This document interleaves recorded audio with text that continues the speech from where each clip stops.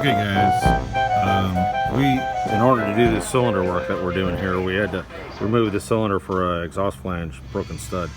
So we're hooking everything up, we're doing a leak check, and this is something that's kind of important also.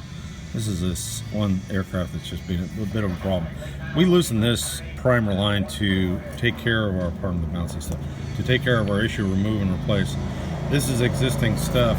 Now we're going to do a leak check. Here's a leak check. We'll do a primer leak check, see if there's any issues. We always want to make sure we do that. Holy catfish. Yeah, we're going to have to fix that. So that's, whoa, stop. So we're going to have to fix it. You can see that's kind of an issue when you go flying. So not good.